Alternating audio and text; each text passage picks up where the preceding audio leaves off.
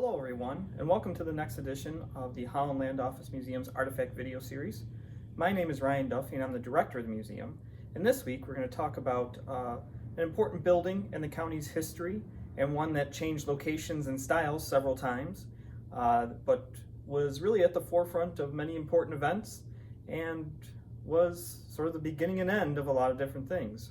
So this week we're going to talk about the Genesee County Jail and its various locations and iterations that occurred starting in the 19th century all the way up to today. So the first Genesee County Jail was actually in combination with the original Genesee County Courthouse, which stood on the location of the current old courthouse building, but that building burnt down in the 1840s.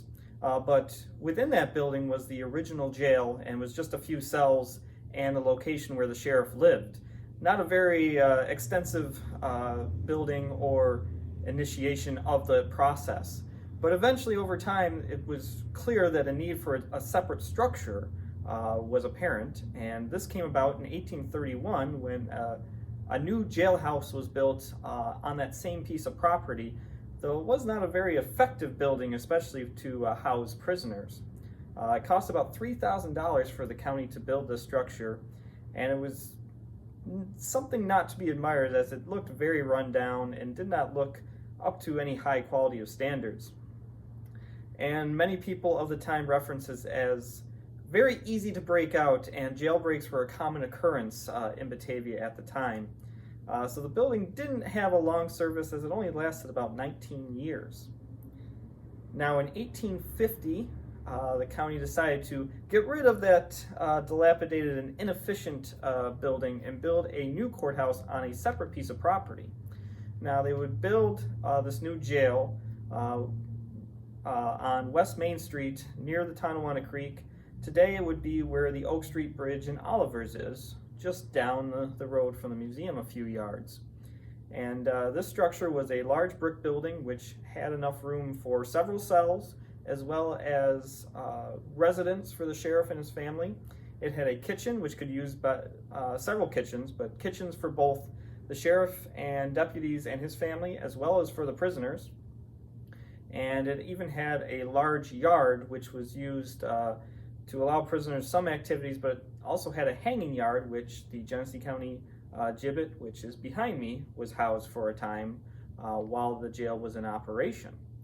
Now the jail on West Main at Oak Street would operate until 1903 when the current Genesee County Jail was built and all the offices and jail cells went to that building, which is located right on Main Street next to the Brisbane House, which is now the current police station.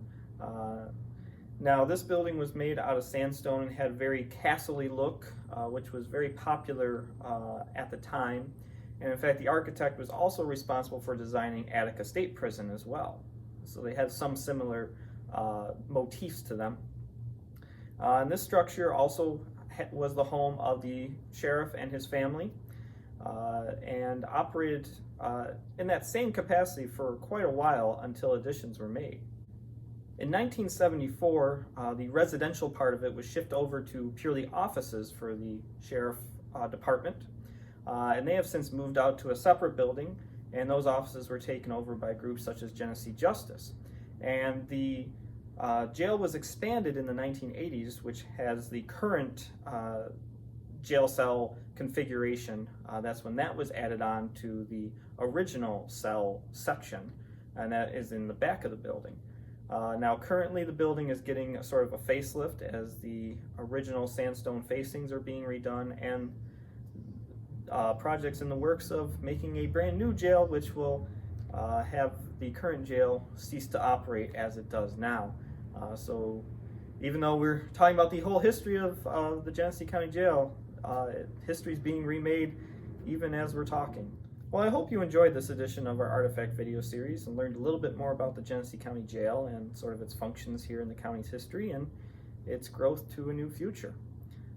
If you enjoyed this video, please check out the rest of them on our YouTube channel, Holland Land Office Museum, and give any that you find particularly interesting a thumbs up, or even subscribe to the channel, as it helps us out a little bit and also gets you notified even quicker when we release new material.